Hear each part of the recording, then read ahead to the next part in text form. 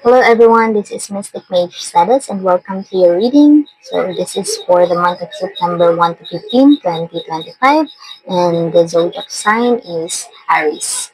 So let's go ahead and take a look at your overall energy. Hello angels, what's the situation na pagkarating kay Aries this September 1 to 15, 2025?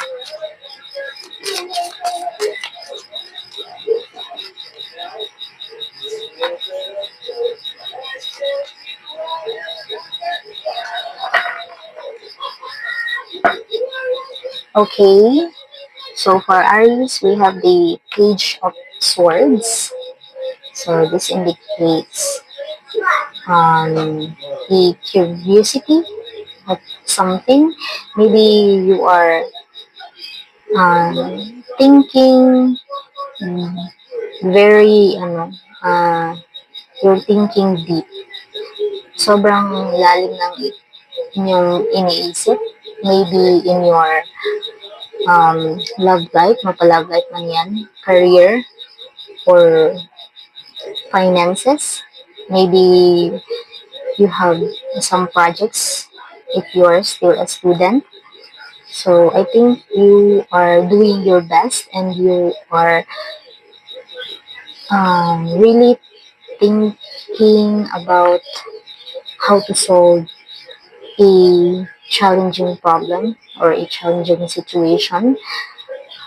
Maybe you are someone struggling sa finances and you are looking for something na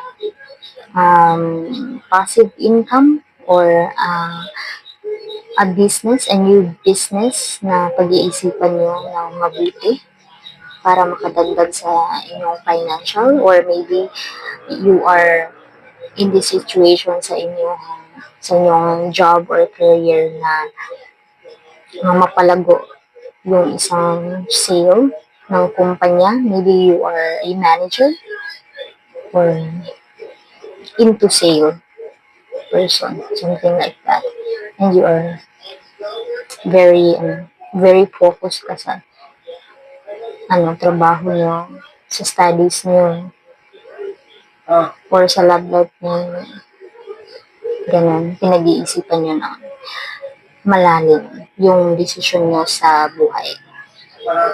And here we have the Nine of Swords, which indicates sleepless nights. So, ito sila, magkasama silang dalawa. So, that's why you are feeling feeling pressure, feeling burnout because you are thinking too much. You are feeling burnout at kaya nga sobrang lalim na iniisip niyo. Nakikita niyo yung dagat at ito. Tingnan niyo, parang pare-pareho sila ng mensahe na pinaparating. Sobrang malalim yung pag-iisip. Sobrang sobrang lawak na iniisip niyo. Ganun. Sobrang lalim ng iniisip niyo. Finances, career, studies, ganyan. Tingnan niyo. Tingnan niyo siya. Itong first card, sobrang focus niya. Sobrang parang sobrang lalim na iniisip niya. Tapos dito din sa pangalawang card, which is the Nine of Swords, sobrang lalim ng kanyang, nasa tubig siya. Sobrang lalim niya. So, ibig sabihin nun, sobrang lalim ng iniisip niyo sa mga bagay-bagay. And at the end of the day, you have the Two of Cups, which indicates the balance mind, balance, basta balance yung katapusan nyo ngayong September 15. It is because siguro nakahanap na kayo ng solution with your problems sa inyong situation with the first 2 weeks of the month of September. So, don't worry, Aris, kasi I know may solution kayong, ano, may magandang idea kayo na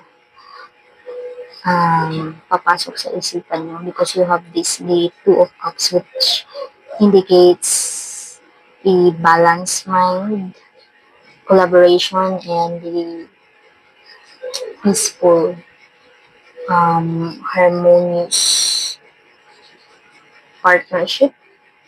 It could be partnership with your love, your love life, your partner. If ever you are partner, if you are single, then maybe you have a balance and harmonious between yourself sa lahat ng naiisip nyo.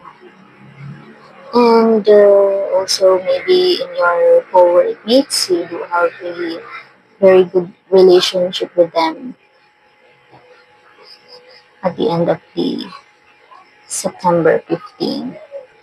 It's because nakahanap na kayo ng solusyon sa problema nyo, sa kakaisip nyo ng matindi. Walang very stressful, wala masyadong tulog, and kakaisip ng magandang solusyon. And don't worry, the angels, the universe, God will guide you sa araw-araw na pinag-iisipan nyo yung solution. So, Aries, I have here the healing card. Basahin natin for your guidance. What's your guidance for Aries this September 1 to 15, 2025?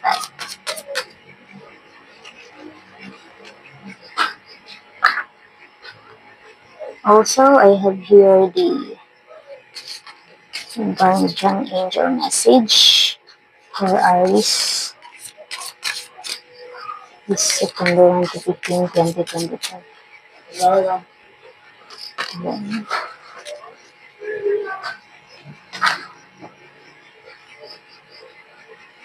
so, parehas itong healing. Okay.